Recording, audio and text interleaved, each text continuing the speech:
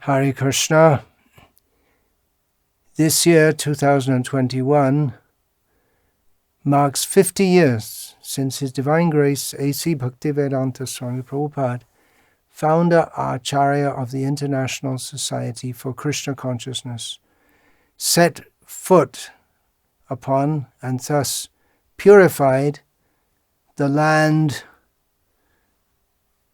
of Malaya, the country now called Malaysia. It's an ancient country. We know from the Bhagavatam, the word Malaya is that Chandanasyeva, Malayaseva Chandanam, from Kunti Rani's prayers. Krishna appears in this world just naturally, just like that, just like chandan trees. Sandalwood trees, they grow in Malaya. So it's an ancient. Srila Prabhupada commented on this. Now they're growing rubber. Sandalwood is not seen there. And rubber isn't seen there much either nowadays, it seems. Anyway, 50 years being celebrated. And I was asked to speak about my memories of being there. And it will be chopped up into little bits and pieces for some presentation, which will be arranged by devotees in Malaysia. My one request is, please don't add music to the footage of myself speaking if you decide to use any of it at all. I first went, Malaya. Yeah, now the country is Malaysia, which includes Malaya, which is the peninsula of Malaya, which is West Malaysia, and there's also East Malaysia, which is out to the east. Most parts of Borneo and Sarawak. And I first went to Malaysia sometime in the early 1980s. I can't remember which year. Shortly after His Divine Grace Jayapataka Swami Acharya Pad was made the GBC. That was the zonal Acharya era, and the zonal Acharyas had titles such as Acharya Pad. We were into it. We didn't question it. No, it just seemed to be that's the way it is. That there are the zonal Acharyas. Everyone pretty much seemed to go along with it. Of course, I was out in the backwaters of ISKCON.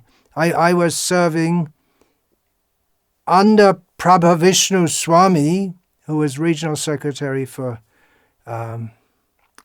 Nepal, Bihar, parts of Bihar, maybe Bihar, East UP, parts of East UP, Uttar Pradesh, Bangladesh, Burma, Thailand, and now Malaysia. So it's quite a big zone. And he was under Jayapataka Maharaj as the GBC and Guru. And these were pioneering days for ISKCON in all these places. It wasn't established. It somewhat established in Nepal, but it's still just getting going. I guess you can say even today it's pioneering stage, but not like it was then. We were just going into pretty much virgin territory as far as Krishna consciousness was concerned. The zonal Acharya system was beginning to show cracks. Malaysia's GBC and Guru had been Hans Adutta Swami, who had unfortunately not lived up to what was expected in such a role. He had developed something there. He had some followers. I just remember a few of the names. Nitya Krishna was a brahmachari who was with us, but mostly there was somewhat aloof from us because we were under a different guru and a different GBC. And Hansadutta, I believe, maybe had been expelled at that point from ISKCON, I'm not sure. So they weren't very pleased with us, but they weren't very much against us either. I just remember a few more of them. There was Sachi Mata and her sons, Ram Tulsi, Bhima from Singapore, Chinese devotees. Most of the devotees we made who came to us, sent by Krishna. They were from Indian background. The Indians in Malaysia are mostly Tamils. There are, with some areas, there are Telugu people also, and scattered here and there are Malayalis and a few Hindi speakers, North Indians, also Sindhis, Gujaratis, Sikhs and other Punjabis, but North Indians, not very many. Predominantly Tamil people there. Bhima, I believe he was from Singapore, Chinese background, and very much into Hansadutta, very active, very dynamic, but didn't like us because we were representatives of the party that had usurped their guru and their goal and their zone. Another one was Krishna Chaitanya, I believe his name was. And Krishna Chaitanya, he was from Malaysia, Malayali. No, he's from Singapore. But Singaporean citizens could live in Malaysia, no problem.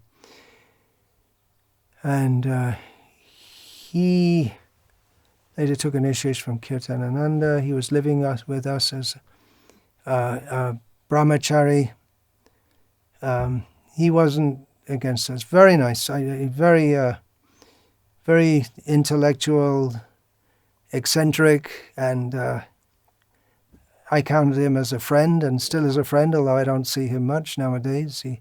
Later he took initiation from Srila Bhakti Vaibhav Puri Maharaj, and he's living in Malaysia still. Someone else who was with Hansadutta was Krishna Balaram, who was one of Srila Prabhupada's disciples, who actually from Brahmin family of Vrindavan, and Hansadutta had given him sannyas, and he came once and he spoke in our temple there. Somewhat strange. He had his contacts all over the country. Parikshit was one of them. Or maybe Parikshit was I'm not sure. Parikshit was there, and then he went back to Kerala where he was from. Oh, there's so many things. So Krishna, I remember he gave a strange talk on saying something like Ravana's 10 heads, they were all donkey heads. I don't know, maybe he meant to say that he was a fool, but it seemed to me he was saying it literally. Anyway, and just the things coming to my mind. Someone else who had been with Hansadutta was one of the, as far as I know, only, I believe there were 3 Malaysian disciples of Srila Prabhupada. One was Brajendra Kumar, who had joined in London, and who was my first ever traveling sankirtan leader in England. He had been with Hansadutta and taken sannyas with him as Bhakti Brajendra Nandan Swami. And there was Ram Sharan, who was another Malayali from Malaysia, who'd also joined in England along with his good wife Janaki, and I believe they'd been there during the Hansadutta days, and they were doing preaching there. I'm not. And then there was another one who was Chinese. What was his name? Lalita Nanda or something. Lalit Kumar something.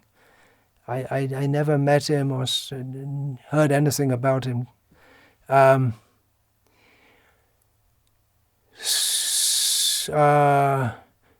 But Bhakti Brajendanandan Swami joined up with us. Exactly all the history I don't know, but Prabhavishnu Swami, he told me that he'd been involved in Malaysia also from exactly when he got involved, I don't know. Maybe it was even before Jayapataka Maharaj became the GBC there. Like I say, exactly the history, I don't know. Would be good to write a book. Janananda Maharaj wrote a book, Srila Prabhupada in Malaysia. That was actually a project that I started. I did some initial research, did a little writing, and then he followed that up and finished it. But it's good to do a history of the important history of Krishna consciousness in Malaysia. Could be started now because quite a few who were there in the early days already passed away. I can think of Vrindavan Chandra, Jagannath Vallabh, and there must be others also from the early days. Hansadutta has passed away. So yeah, Bhakti Braja, what I'm saying, Prabhavishnu Swami told me that he had been on the library party in India, traveling around with Prabhavishnu Brahmachari and Mahavishnu Brahmachari.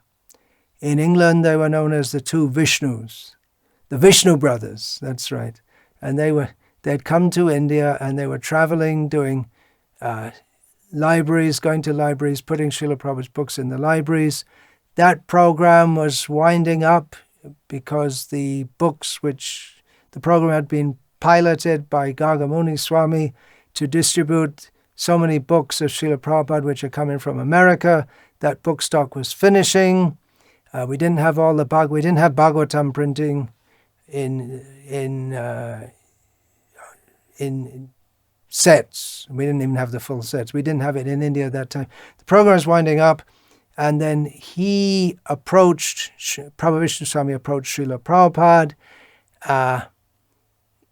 and asked for blessing, because he'd been to Nepal or heard something about Nepal, and he thought it'd be a good place for spreading Krishna consciousness. And Srila Prabhupada gave him his blessing. Much more could be said about this. The history of ISKCON in Nepal should also be written. But at that time, Srila Prabhupada gave him, Prabhavishnu Swami, the garland. He was brahmachari at the time, the garland that he was wearing as a blessing. And then he and with Mahavishnu Swami, now, of course, went there. And then later, Prabhavishnu wanted to go to Bangladesh for preaching. And there's some famous incident, but again, I won't get into it too much. The preaching with the heart of a Bengali mother, and the courage of an Englishman and the heart of a Bengali mother. And at that time, Srila Prabhupada again gave the garland of blessing. Now, after Srila Prabhupada had passed away, Prabhavishnu and Vrajendra Kumar, who of course knew each other very well from London, they were discussing about the possibilities of starting some preaching in Malaysia. And they were doing it in Vrindavan. They were sitting just outside Srila Prabhupada's Samadhi, which at that time was just a small brick structure. It wasn't developed at all. But the worship was going on. They were discussing it, and they decided we should do this, and they were thinking we should pray Prabhupada Samadhi for blessings. So they went, and the pujari, when he saw them coming, came out and took the garland from Prabhupada. There was just a picture at that time, and put it on Prabhavishnu Swami. So then this way, he took it as an indication that, obviously, that Srila Prabhupada wanted him to go there. So when I went to Malaysia, I'd been in, I believe I was in Bangkok, I think, at the time. I can't remember, because sometimes I served in Bangkok, sometimes in Bangladesh. I was between those two places. And then in between I'd go to Burma and sometimes to Nepal and Patna in serving under Prabhu Vishnu Swami in his zone. So they'd got a house in KL, Kuala Lumpur, the capital, and it was just at the border of PJ, Petaling Jaya. It's got a house there which still serves as the temple in Kuala Lumpur, even after all these years, as far as I know. And I'll just say some of the names of the devotees who I remember from that time, because gradually devotees started to join, local young men mostly. And at some point, our godbrother, Prabhupada disciple from Mauritius, Bala, he was there. But one of the very first to join, maybe the first to join, Nitya Krishna, I think his name was, or Nitya Siddha Hansadutta disciple, was also staying with us for some time. And then later, I believe he went to America. So one of the first to join was a devotee who was later initiated as Simheshwara, very capable, and he's more or less very soon moved into a management role and has been in that role ever since. And his young brother, Sri Ganesh, I remember his name from before, Sri Ganesh, who was initiated as Sri Gauranga. Lokesh, I think his name was initiated as Loka Swami. Deva, still active as a preacher. Siddhi Sadhana. Then a little later, Kalesh from Penang. He wasn't in the temple with us in KL. I'm saying that these were the names I said up to now were with us as brahmacharis in that KL temple, the Jagannath Mandir. So Kalesh, a Chinese devotee, joined in Penang, and then there was Radha Krishna was a disciple of Prabhu Vishnu Swami, mostly all disciples of, they were the disciples of Jayapataka Maharaj. He came a little later. Krishna Vahana, disciple of Jayapataka Maharaj from South America, he was there at some point. And others I'll speak of later. My first disciple, I was written, accepted that I can accept disciples, but I wasn't thinking of doing so until a young man called Lakshman, he pushed me into it, so to speak, and he was my first disciple. Was from Malaysia, and more of those early devotees I'll mention later. Also living in the temple with us was Danishta Mataji and Rasaraj, who later married Bhaktin Lajja, who became initiated as Lajjavati. So there must be more, but some more I'll mention later, and no doubt I forgot some of the names. Overall, I found that to be very happy days. In some ways, it was a relief from the austerities I'd been through for some years in serving in austere conditions in various ways in Thailand, well, Bangladesh especially, and then Thailand.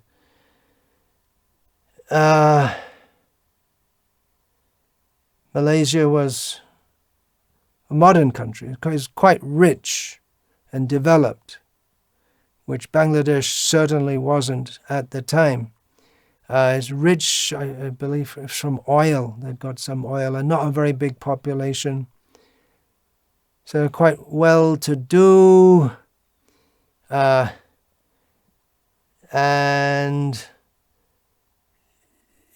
modern amenities. It can be a bit of a relief after not having them, or having them in a very rudimentary form for a long time. Although in Thailand we had that to some extent, although we were living in a bit of a dump in Bangkok. But Bangkok, very, very crowded and polluted city, and Malaysia, not like, maybe it is now. Kuala Lumpur is more crowded now, but the whole mood is very relaxed kind of people, Malaysians, where the majority population is Malay, and then there's a large Chinese population and a sizable Indian population, and they're pretty relaxed, nice, very nice people. It's modern, Asian culture, and respectful to monks. I also find that I like the climate because it's quite warm all the year round, equatorial climate. And that suited me. So overall, it was happy days. What my memories, I was there from sometime probably before 1985 on and off till I think the last time I visited there was 89, except just a few years ago I was in Singapore and I went in the afternoon to Johor Bahru, which is just over the border, gave a program there and came back the next morning. But apart from that, I haven't been in Malaysia since 1989. So I'd said they were very happy days, and definitely they were. And it wasn't just the relief from the austerities, but one major reason was it was a very nice preaching field, a very, very potent preaching field, which has been developed tremendously since that time. People are very nice, and especially among the Indians, very receptive. Very good association I was getting. Sometimes Prabhupada Swami came in, and Jaimtaka Maharaj came in like a whirlwind from time to time. And nice boys joining, very nice boys joining. I mentioned some of their names, very young, bright in their they're happy boys joining us. Some of them have gone on to be very successful materially now. But one major thing for me in terms of association was I was very happy to get the prolonged association in Kuala Lumpur, staying in the temple with Janananda Prabhu, who I'd known practically from the day I joined. Just maybe after 3 or 4 days after I joined, I first sat down and spent time with him. And I joined in 1975 in Bhaktivedanta Mana near London, and he was there. And even though he was senior to me, he joined 3 or 4 years before. He took me as a friend practically from the beginning. He's like that. He doesn't show I'm big, I'm senior, any such thing. And we renewed our friendship. We hadn't seen each other much in the intervening years. So we were both together in the temple in Kuala Lumpur. We were both the senior men there.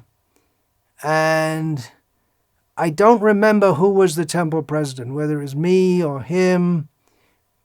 Probably officially it was Bhakti Brajendranandan Swami, because he was a local man and accepted by the congregation. As in age he was senior to us, as a sannyasi he was senior to us, but he was out in the preaching field, traveling all over Malaysia mostly. So we two were there. And who was in charge, actually, there wasn't really either of us in charge. We were both in charge, but it didn't really matter. We worked together so well. He was seeing a lot of the administration, especially seeing the accounts were in order and legal matters, and very much into getting books printed and seeing the book stock, all these things. And I was more into the outgoing preaching and not that he wasn't into the preaching, or that I was not involved in administration, but it didn't matter. We just worked together. It didn't matter to us who gave the class, who led the kirtan, who offered the arati, who cooked the offering. I mean, between us, if we just do the needful, that's all. In Prabhupada's service, there was no egoism. I have to give the class today. No. Someone else should give the class. It was all cool, and so that was. I felt myself very blessed to get his association. I would go out quite often on traveling sankirtan or preaching programs. Often went to Port Klang, just down the road. So many things. I can't remember them all. So many things, of course. He was going through a bit of a troubled time in devotional service. Himself at the time, there was there's quite a lot of pressure on him, on both of us, but on him especially, because we were real old school brahmacharis, and we'd give classes and we'd say things which members of the congregation especially didn't like. The brahmacharis liked it. The new men, they really got into it, because we'd use words like demons in our talks, and when we're talking with preaching with others, we'd say things like sense gratification is like stool, and just, the kind of normal things that Hare Krishna devotees say. But some of the congregational members took exception to that.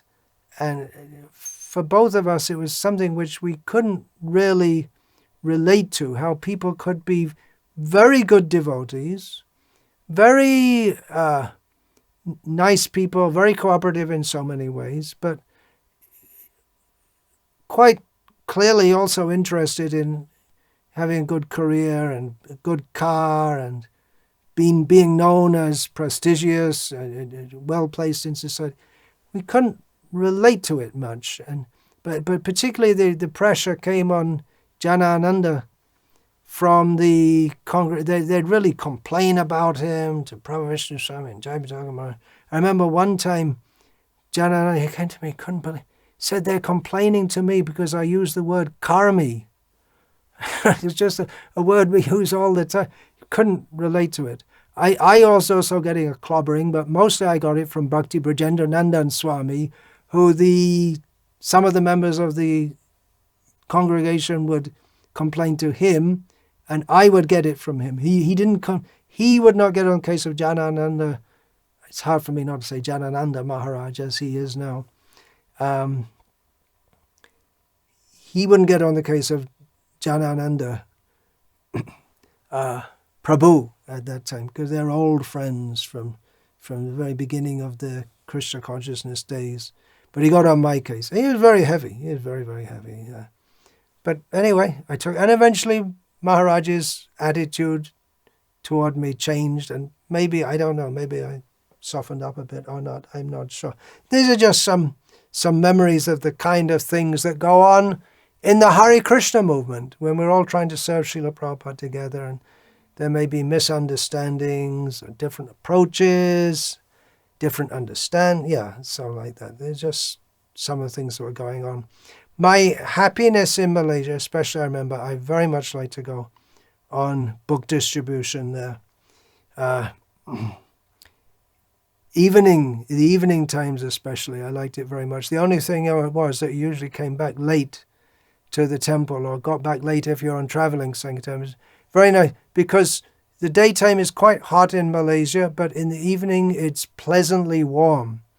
And people like to come to outdoor restaurants and take their evening meal. They're relaxed. It's after a day's work. And mostly I'd like to go to the Chinese people. And I don't remember any of the owners ever... No, actually sometimes. Sometimes the owners of restaurants would protest about our coming. But if we rotated, we didn't go to the same restaurants all the time, then they wouldn't mind. We'd go to the restaurant and show the books to the This was mostly the way we did book distribution. There was no hard sell. You show the books and tell them we're monks and ask them to take the book and give a donation. And in Chinese culture, they give donations to monks. And in Indian culture, they give donations to monks. And we didn't approach the Malays at all, because one thing was they weren't so visible in the big cities at that time. Another reason, the government had no problem with us being there as foreigners and preachers, as long as we didn't approach the Malays, who are Muslims. So we followed that, and we didn't have any problems. The Chinese by background, it's all mixed up. Buddhist, a lot of, but you'd see in many places it was written, they'd have the picture of the, what's the name? Avalokiteshvara, something like this. And the Buddha, and written Om, Chinese, sometimes written in English also, Om Mani Padme Hum, their mantra. So they're Buddhist, but Chinese mixed up with ancestor worship. And there were some some Christians who were Chinese, and Chinese Christians, and Indians who become Christian. But they mostly also, many of them took books. And so mostly we just showed the books and asked for a donation. And especially I remember we were distributing books in English, Chinese, and Tamil mostly. And mostly we distributed Chinese books.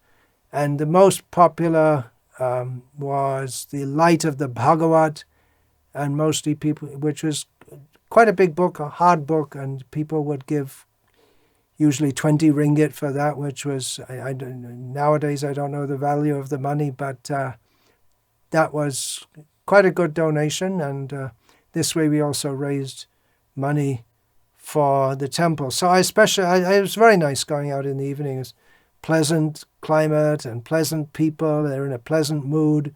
Although if they'd really got into their meal and they're in the middle of it, I won't discuss the kind of things they were eating. I mean, it was not pleasant for the nose or the eyes, the things they were eating. But if they're really in their meal, but if they're just waiting for it to be served or just starting and joking with their friends, and it's a great time to give them books. And they take. So I very much like doing that book distribution. Sometimes go out traveling sankirtan.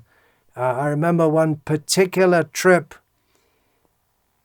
Yeah, I traveled all over Malaysia on traveling sankirtan, going to programs with devotees, small programs. That's one thing. After being in Bangladesh with thousands of people, and then in Thailand, we were hardly doing public programs at the time. In the park, we'd go, Lumbini Park.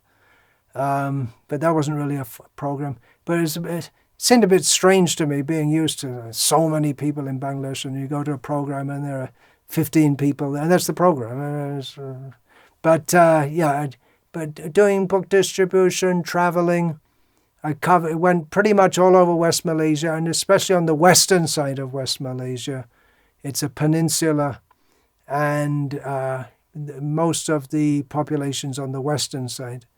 So up and down that, in doing book distribution, traveling, we had a van. One particular trip I remember was very memorable. It was just before Janmashtami, which year I don't remember. It was myself and Prabhavishnu Swami and Bhakta Barry Jenians, who later was initiated in his native New Zealand by Mahavishnu Goswami as Balaram Das.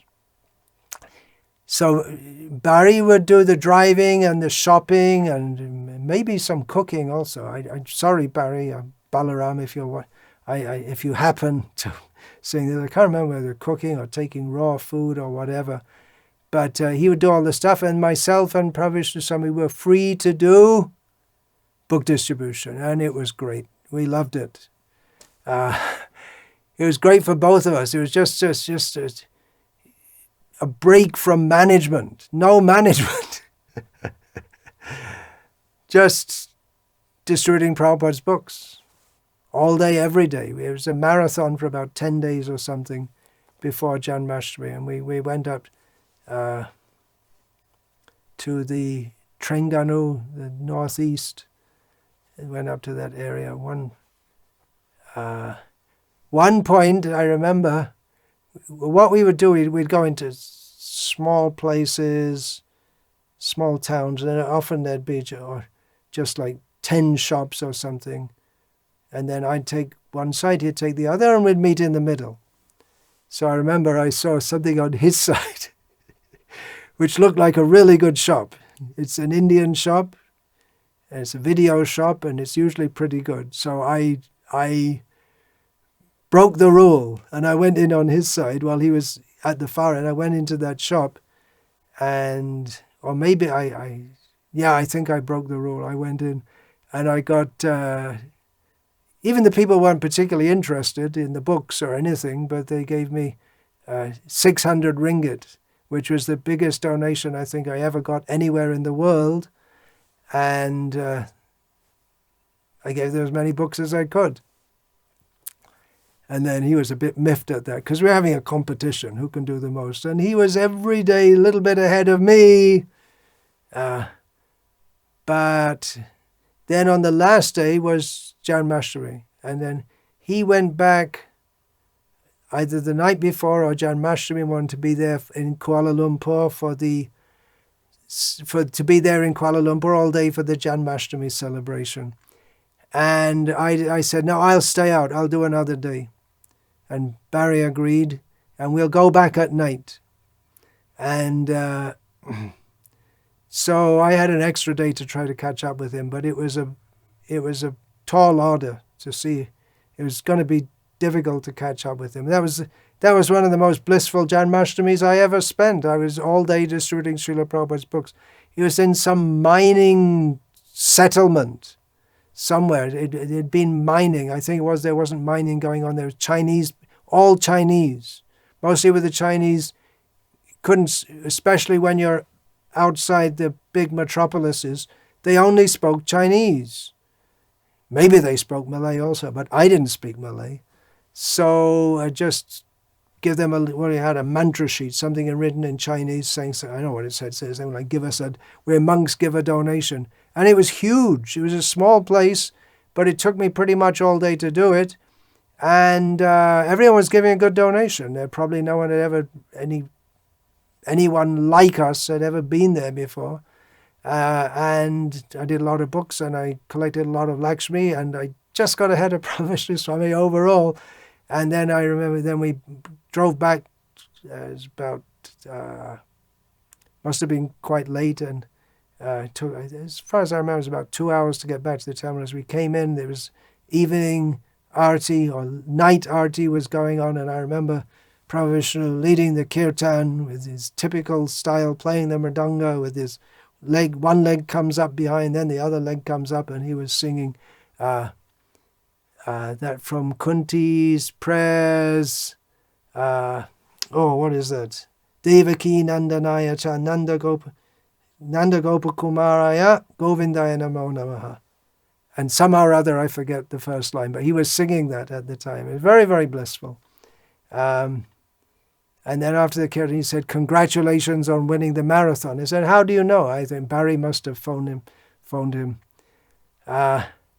Another sankirtan incident in some town, I can't remember which town, somewhere in West Malaysia, on the western side of West Malaysia. We would take a block of shops, and we'd go around and we'd share them out between us. So Janananda was with us that time. And I went round a block. I didn't do very well. And then a little later, I met Janananda. I said, hey, what are you doing? You're in my block. I said, oh, you're in my block? I'm in your block? Oh, sorry, I didn't realize. It's really good, isn't it? And I hadn't been doing well at all. He'd been going around the same block just a few minutes after me, out of confusion over which block we were supposed to be doing. And he'd been doing very well, and I hardly did anything at all. Just see? His purity.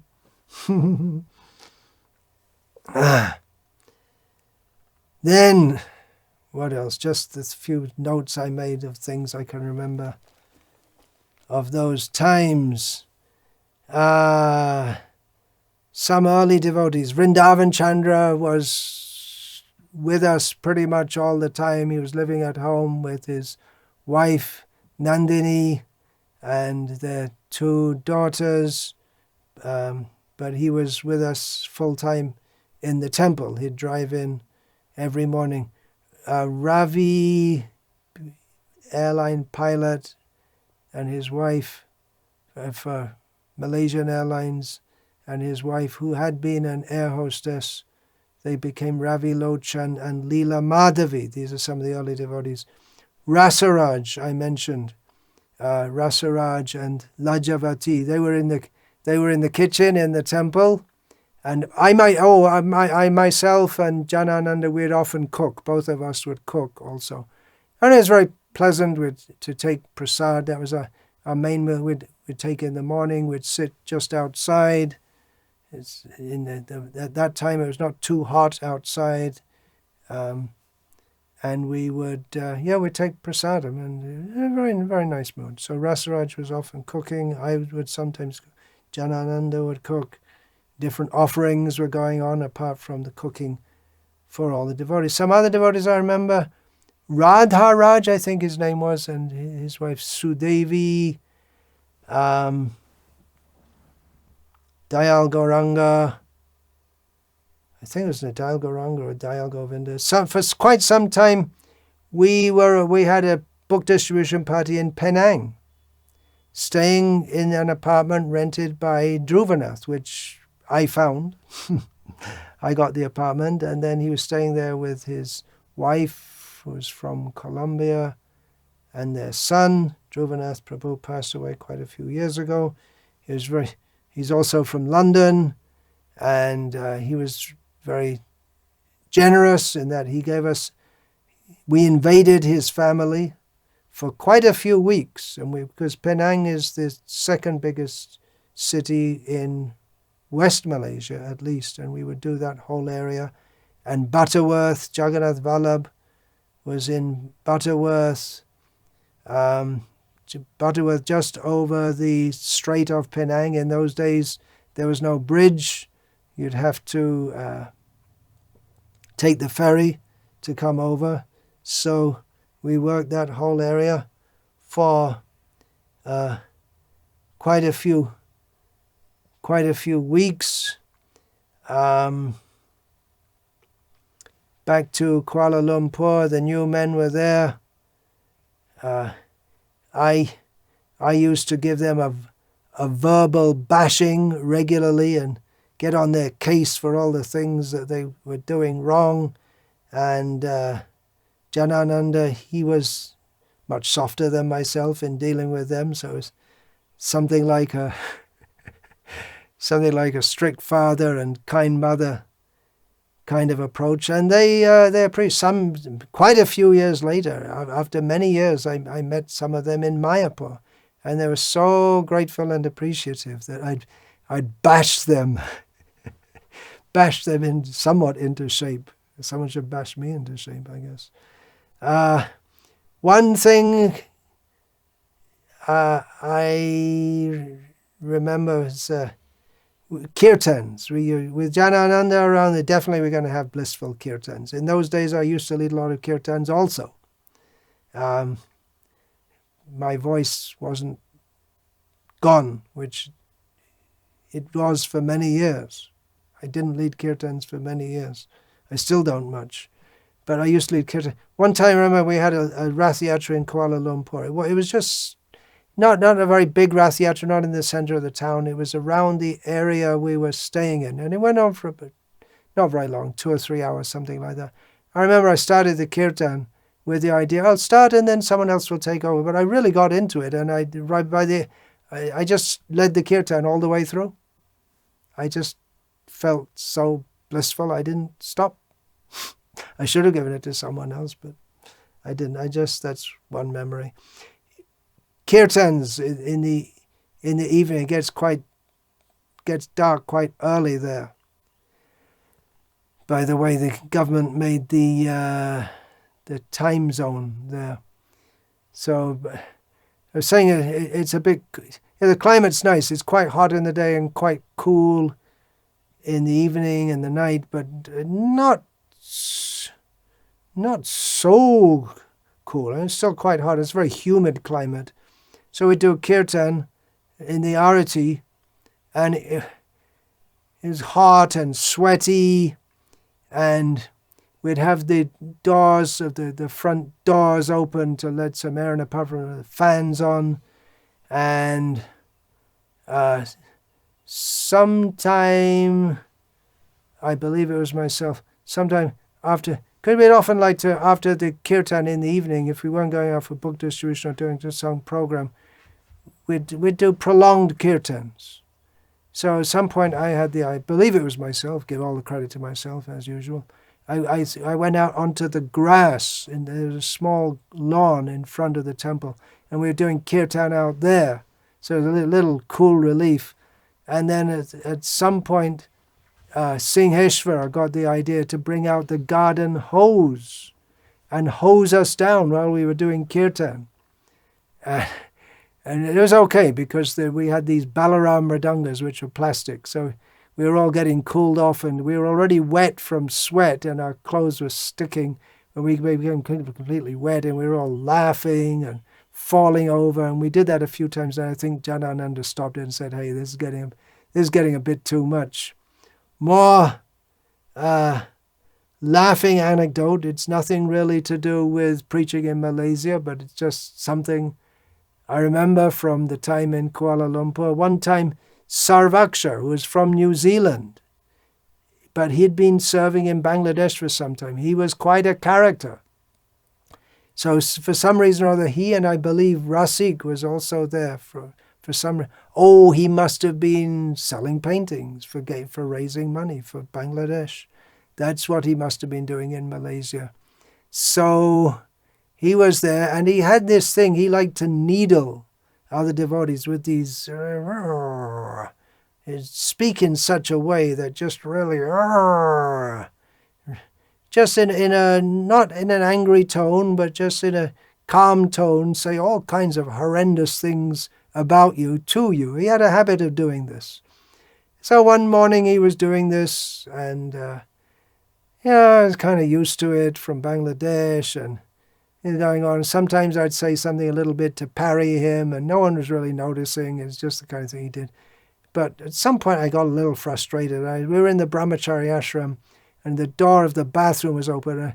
I saw some shaving foam on the shelf there, and just on an impulse, just like anger blazed up in me, and I dashed in the bathroom and took the shaving foam and sprayed him all over. Sprayed him all over his face and his body. He was laughing and laughing. That was a funny anecdote. Nothing really to do with preaching or Krishna consciousness. So, yeah, I guess it's fun, devotees having fun. Something I should mention, and probably there are thousands of things if you do a hypnotic regression. Gaumandal Bhumi used to come regularly from Indonesia. He had taken up the very tough service, his lifetime mission of preaching in Indonesia, where the language is very similar to that. Bahasa Indonesia is very simple, from what I understand, a more sophisticated version of Bahasa Malaysia, which is the language, the national language of Malaysia. So he spoke that very well. He'd learned it, and he was translating Srila Prabhupada's books, and he was developing preaching and in Indonesia, and he would come quite often. I guess that was a bit of a relief for him to be in a play where he could do his translating Srila Prabhupada's books into Bahasa Indonesia, and he would stay sometime with us, and he'd be in association. He was married, but he was in association with just some association. I mean, you don't have much association month after month, year after year, in a somewhat hostile climate. I'm talking about the preaching climate, not the weather. So that was nice. We got his association also, very learned and sober, absolutely dedicated devotee. So we were fortunate to have his association. And that's that's all I remember at short notice. I made some notes. So, all glories to the devotees in Malaysia, all glories to Srila Prabhupada who brought us all together in service at his lotus feet. Vancha kalpa tarubhyascha kripa sindhubhyacha patitanam pavanebhyo vaishnavebhyo namo namaha. Dante nithaya churnakang padaya nipatya kritva chakakushatame taraham ravimi hey sadhava sakala eva vihaya durat Gauranga Chandra Charane Kurutanuragaha Parivadatu Jano Yata Tata Va Nanu Mokaro Nabayang Vicharayamaha Hari Rasa Madira Madati Mata Bhuvi Vilutama Nartama Nirvishama Hare Krishna Krishna Krishna Hare Hare Hare Rama Rama Rama Hare Hare